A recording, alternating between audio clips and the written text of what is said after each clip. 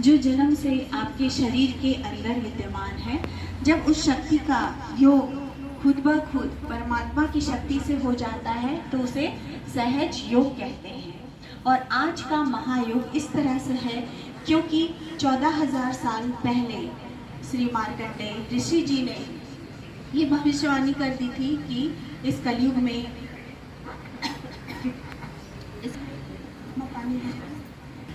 ठीक है, जैसे कि लोग बहुत पहले ना इसको पाने के लिए, शक्ति को पाने के लिए तपस्या करते थे, पहाड़ों में जाते थे, जंगलों में तपस्या करते थे। सुना होगा ना, ऋषि मुनि तपस्या करते थे और जो इस शक्ति को पाना चाहते थे ना तो वो बहुत बहुत तपस्या करते थे परमात्मा की शक्ति और आशीर्वाद को पाने के लिए। और जो पा लेता था वो बहुत सर्वशक्तिमान या उसका कनेक्शन परमात्मा से हो जाता, सब कुछ अच्छा होता था। ठीक है, तो लाखों करोड़ों में किसी एक या दो मनुष्य की जागती थी ये शक्ति। लेकिन आज के इस युग में, क्योंकि 14,000 साल पहले ये भविष्यवाणी कर दी गई थी कि इस युग में देवी आएंगी और धरती पे सबके अंदर की शक्ति जागृत होगी। तो परम पूज्य श्री माता जी की परम कृपा से माँ ने धरती पे जन्म लिया, माँ के रूप में आई। हर किसी की ये माँ ही है, देवी देवताओं की भी माँ ही है। ठीक है, क्योंकि ये आदि शक्ति माँ है, शिव जी की शक्ति।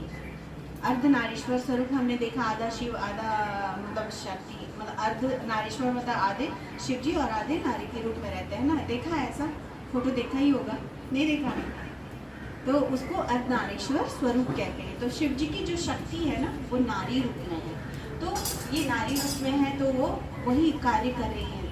आदि शक्ति युगों युगों से सबसे पुरानी शक्ति जो बोला जाए ना तो आदि शक्ति। आदि मतलब ही हुआ बहुत पुराना, जब से ये युग है, ये धरती है, अंबर है, सब कुछ है ना, तो जिसका निर्माण किसी ने किया वो स्वयं साक्षात आदि शक्ति है।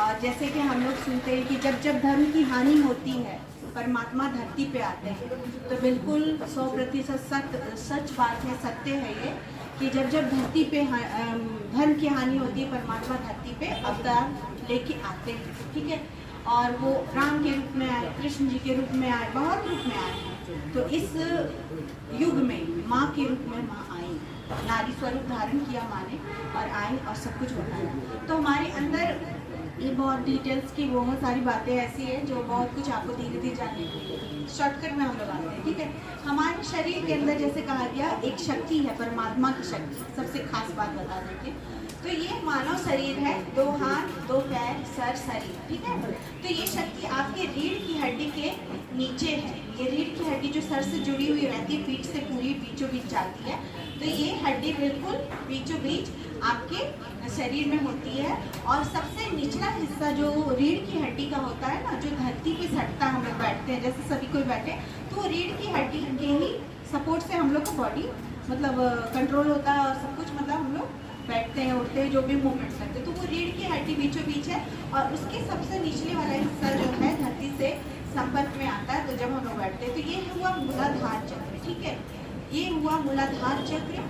हमारे शरीर के अंदर ही सारे देवी देवताओं का स्थान है, तो इस चक्र में श्री गणेश जी का स्थान है। और जो जिस शक्ति के विषय में आपको बताया जा रहा है वो 3.5 कुंडल में बैठी हुई है। ये त्रिकोण आकार की एक और हड्डी है, ठीक है, उसके अंदर बैठी हुई है 3.5 कुंडल में। इसके ऊपर है ब्रह्मदेव सरस्वती जी का चक्र है, ये स्वादिष्ठान चक्र है, नाभि चक्र है, लक्ष्मी नारायण जी का स्थान है। 10 आदि गुरु जो सच में गुरु हैं, गुरु पद जिन्होंने पाया है वास्तविक रूप में, वो हमारे नाभि के चारों तरफ यहाँ पे विराजमान है।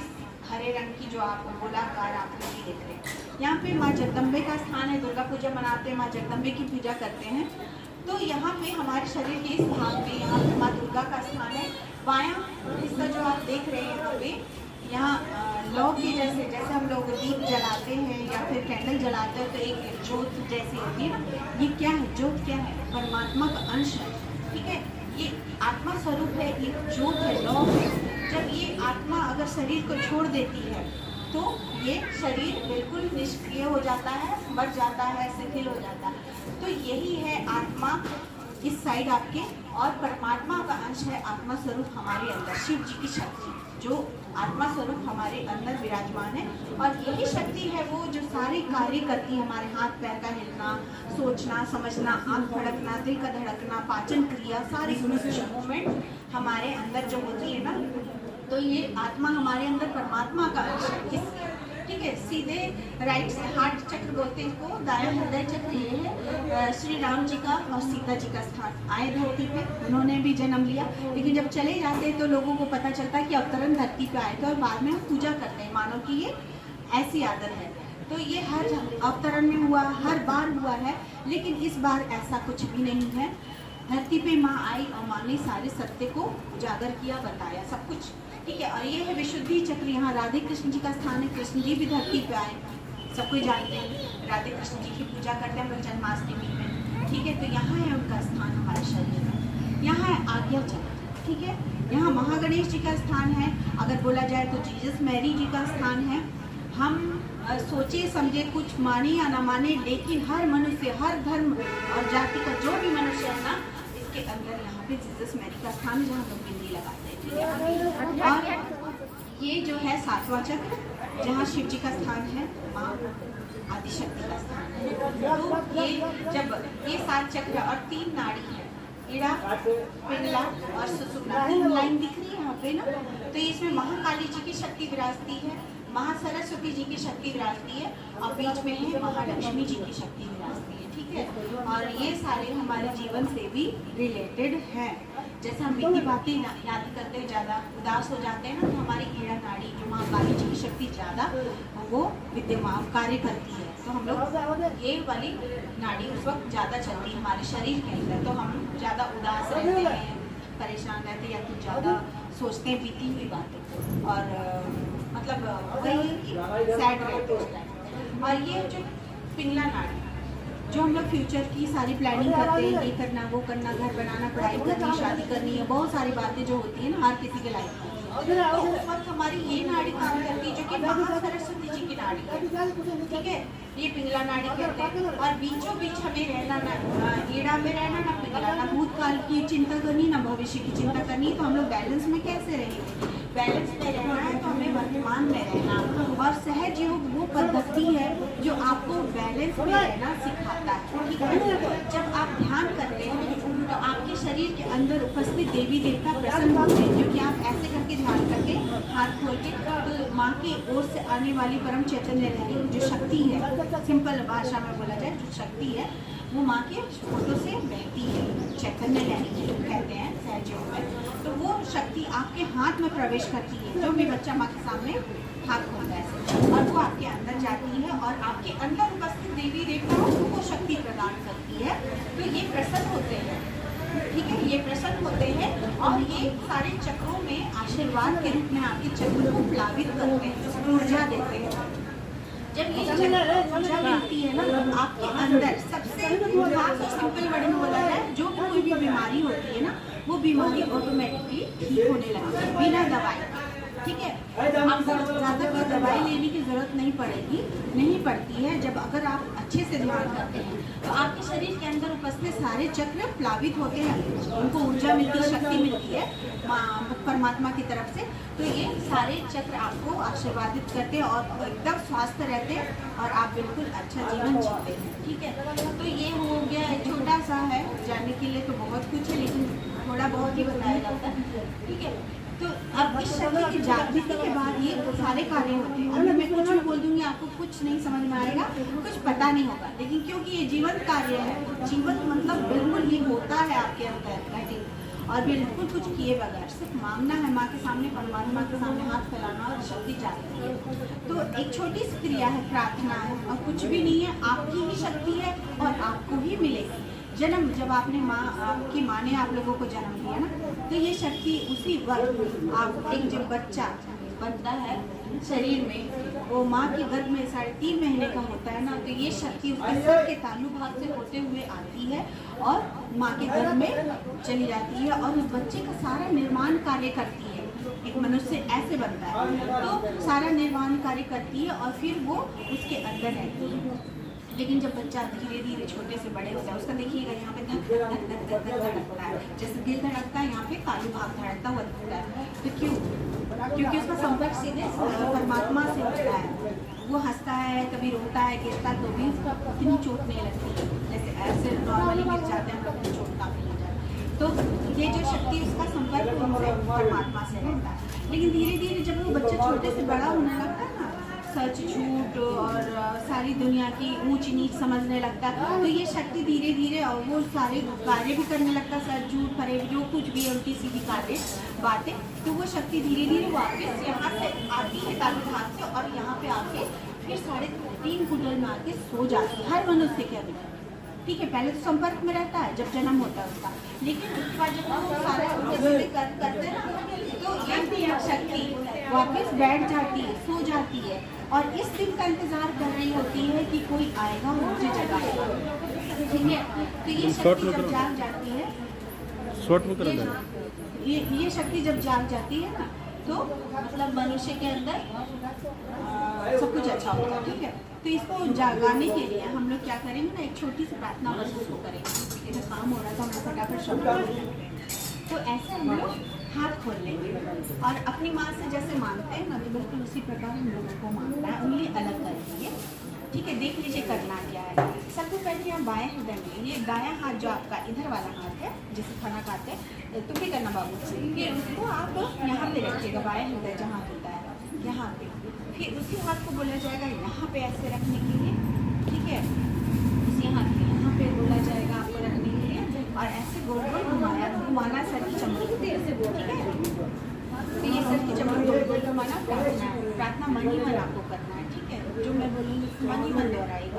फिर उसके बाद बोला जाएगा हाथ को दूसरे हाथ से बोला जाएगा यहाँ पे सर में चेक कीजिए, तो आपको यहाँ से कुछ फील होगा, जो आपके अंदर की शक्ति है वो आपको यहाँ महसूस होगी। अब कैसी होती है वो हम लोग बाद में बात करते हैं, महसूस करने के बाद। ठीक है, तो दोनों हाथ खोल लीजिए ऐसे, क्योंकि जीवन कार्य इतना क्षण होता है श्री माता जी की परम कृपा से। तो ऐसे खोल के देखिए, माँ की बिंदी को देखिए, चाहे यहाँ देखिए चाहे वहाँ देखिए, जहाँ आपको अच्छा लगे। अब मेरी बातों को सिर्फ सुनना, ध्यान माँ के फोटो पे रखिए और बिंदी को देखते हुए धीरे से अपनी आँखें बंद कर लीजिए, ताकि जो भी कार्य होगा आप उसको महसूस कर सके। ठीक है, आंखें बंद कर लीजिए। अब मन ही मन एक ही विनती कीजिए माँ से कि माँ मेरी शक्ति को जागृत कर दीजिए, मेरी शक्ति को जागृत कर दीजिए। अब बायां हाथ माँ की ओर खोलकर रखिए, दाएं हाथ को बाएं हृदय में रखिए जैसे बताया गया था। रखिए। अब यहाँ पे एक सवाल कीजिए माँ से कि माँ क्या मैं आत्मा हूँ? माँ से सवाल। जब ये सवाल आप मन ही मन माँ से बोल दें, तो उसके बाद बोलिए माँ आपकी कृपा से मैं एक शुद्ध आत्मा हूँ, आपकी कृपा से मैं एक पवित्र आत्मा हूँ। माँ आपकी कृपा से मैं एक शुद्ध आत्मा हूँ, आपकी कृपा से मैं एक पवित्र आत्मा हूँ, मैं एक शुद्ध आत्मा हूँ, मैं एक पवित्र आत्मा हूँ। अब इसी दाएं हाथ को उठाइए और फोटो माथा पे ले जाइए, सर दर्द होता है उसे इस प्रकार पकड़ के उसे देना। सर को थोड़ा सा माँ की ओर झुका लीजिएगा और ध्यान को बिल्कुल अपने अंदर रखिए, क्योंकि आपके अंदर ये होने वाला है ना। तो यहाँ पे एक प्रार्थना, माँ मैंने सबको एक साथ क्षमा किया, माँ मैंने सभी को एक साथ क्षमा किया। अगर मुझसे कोई गलती हुई हो तो मैंने खुद को भी क्षमा किया। मुझसे कोई गलती हुई हो तो मैंने खुद को भी क्षमा किया। कृपा करके आप भी मुझे क्षमा कर दीजिए। एक बात का ध्यान रखिए कि अगर किसी ने भी आपका दिल दुखाया हो, कोई भी बात आपको परेशान कर रही हो, तो सभी बातों को, लोगों को आप बिल्कुल क्षमा कर दीजिए, तभी ये शक्ति उठेगी। तो बोलिए माँ मैंने सभी को एक साथ क्षमा किया।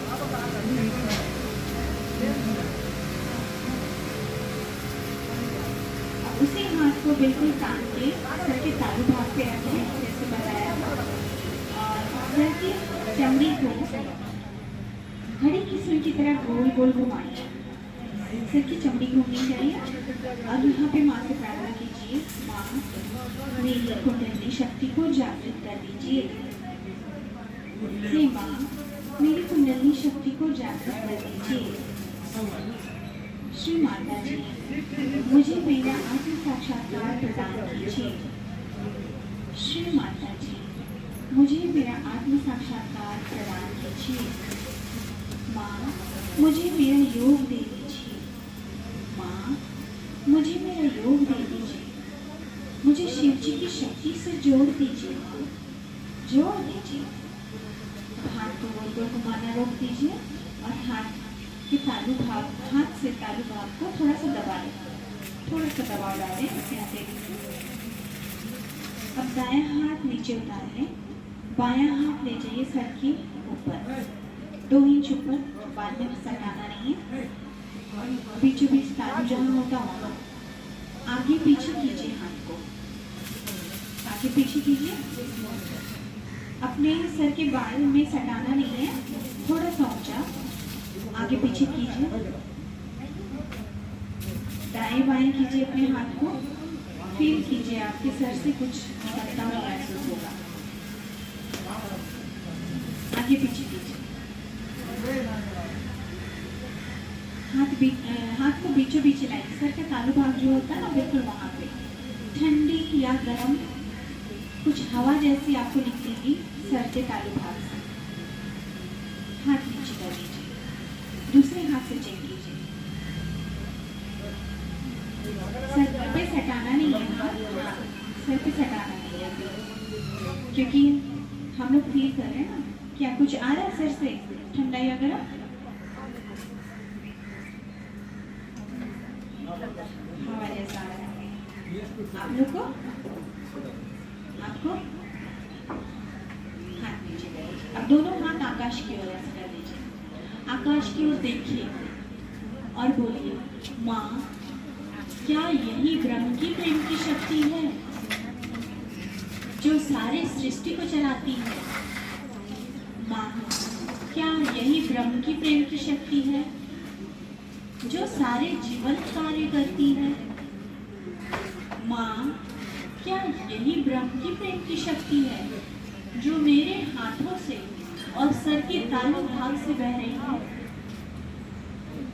देखिए हाथ पे अपने ध्यान को ले जाइए, हाथ में झंझनाहट, भारीपन, चुभन कुछ भी लगेगा, ठंडा गरम।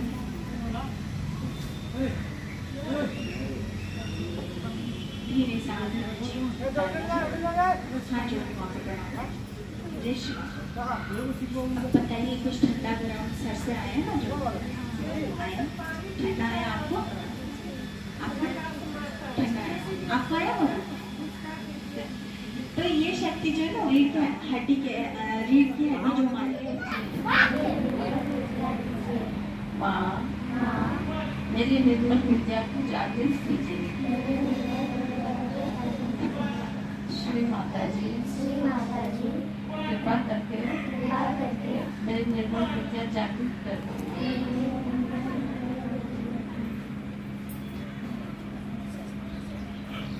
अब अपने हाथ को यहाँ पे रखिए, सब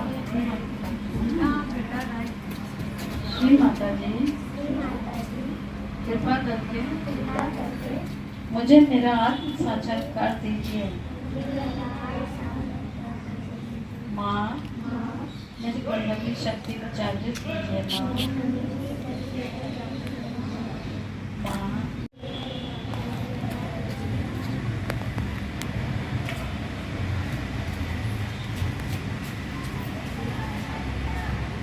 और अपने हाथ को छोड़ दिया, बाएं हाथ से ऐसे सर मेरा इतना ऊपर कर दिया, बस ऐसे कुछ महसूस हो रहा है।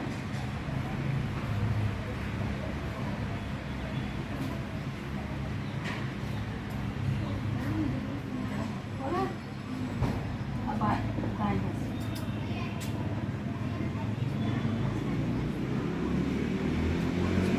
कुछ हो रहा है क्या नहीं चल रहा।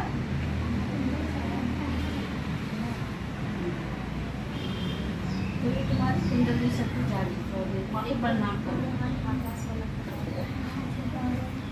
और दोनों हाथ को ना आकाश की ओर करो। पीछे जो बैठे हैं उनको आया। हाँ जय माता जी। क्या यही आपकी प्रेम की शक्ति है माँ? क्या यही ब्रह्म शक्ति है? श्री माता जी। क्या यही आपके प्रेम की शक्ति है? और हाथ में ठंडा ठंडा है। हाँ, देखो महसूस करो ठंडा ठंडा या झंझनाहट लगता भारीपन। अब दोनों हाथ नीचे को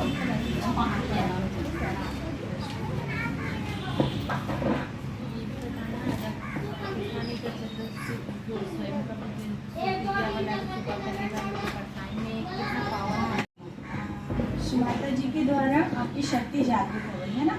सबके अंदर की जो एक शक्ति है वो जागृत हो गई।